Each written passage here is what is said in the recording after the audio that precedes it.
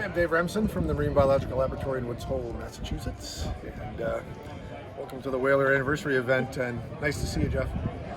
Thank you. So tell me a little bit about this boat. What's so unique about it? So the boat you're looking at here, in addition, one thing that's unique about it, looks to be the smallest one on the fleet right now, but this is Boston Whaler Outrage Hull number 1.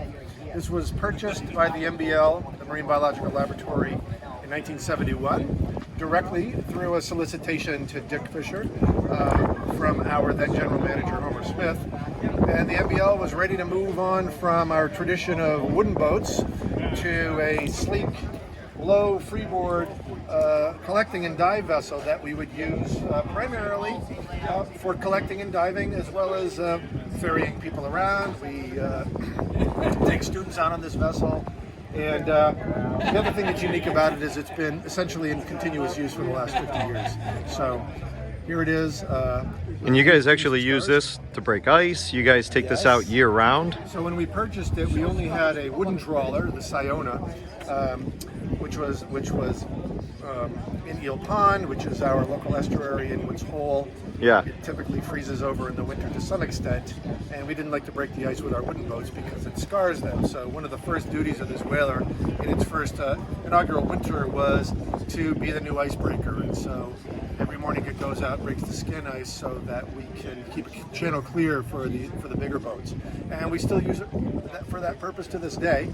And we don't get as much freezing, but nonetheless, when it does, this is the boat that goes out and keeps the channel clear.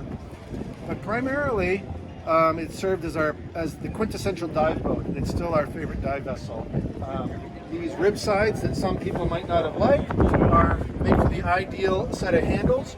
This ledge down here enables divers to put their knees with all their equipment on, grab the gunnel, and they can haul themselves out without a boarding ladder. Of course, my knees don't do that anymore, but they'll manage just to keep going. We have a Samson post on the back that we use for plankton tows, box dredges, scallop dredges, and this is our general workboat. It's the equivalent of an old beat-up pickup truck, and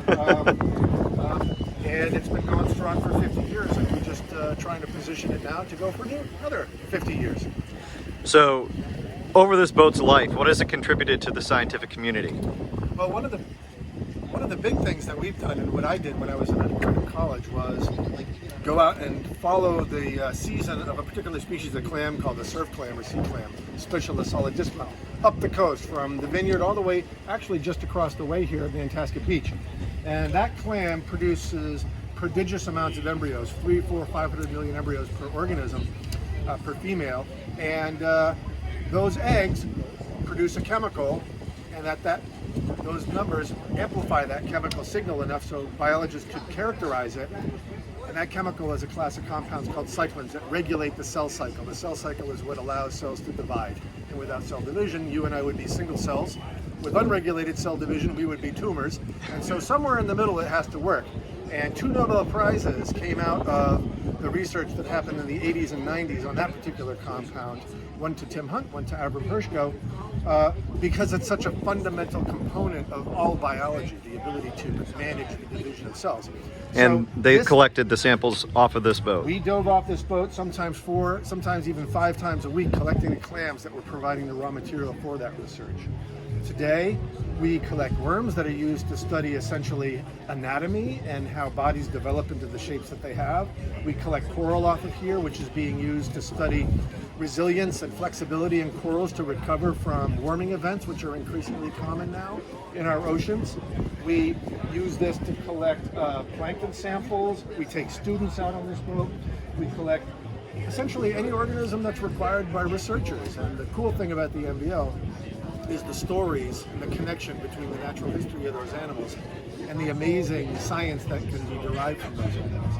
And so tomorrow, it may be sea urchins, it might be sharks, we don't know. But every year, something new comes along, and this is the way that we go out and find those things. So continuous use for 50 years. Looks like you guys got a new engine on the back. So Boston Whaler, thanks in many ways to your facilitating a connection with the company, gave us the opportunity to share the story of this boat with Whaler's own recognition of the anniversary of the outrage. And as part of that recognition, helped give us a boost into that second half century by donating this amazing 200 horse Mercury that you see on the back here. I just saw it for the first time today. Pretty flabbergasted. The entire boat looks like it's ready to go for the next 50 years right now. So we're pretty psyched about that. Nauset Marine did a great job rebuilding the console, installing the engine. They put in a bunch of extra effort to just clean it up so it's a little more presentable for today's event. And we couldn't be happier. We really look forward to getting this in, and I hope that it's a showpiece that people in the group, whenever they're down in the Cape, if they're down in Woods Holway, we would be happy to show them this boat. And of course, you're welcome anytime. Take it out and give it a cruise in Vineyard Sound the way we do. Of course, you got to do it in the winter to be authentic. That's what you got to wear that fleece for. I'm from Michigan. I've been out in plenty of skim ice. That's true, right? Yeah. Yes, I'm sure it's more than skim ice too. Sometimes. Well, this is fantastic, David. We thank you so much for being out here. Thanks for the contributions these boats have made. Thank you. Yeah. Thank you, and thank your group. The way you run that group, professional, very informative, and super useful. And it's a great community. So I look forward to being a member, and I look forward to keeping people updated as to what happens in the next 50 years. Looking forward to it, David. Thank you.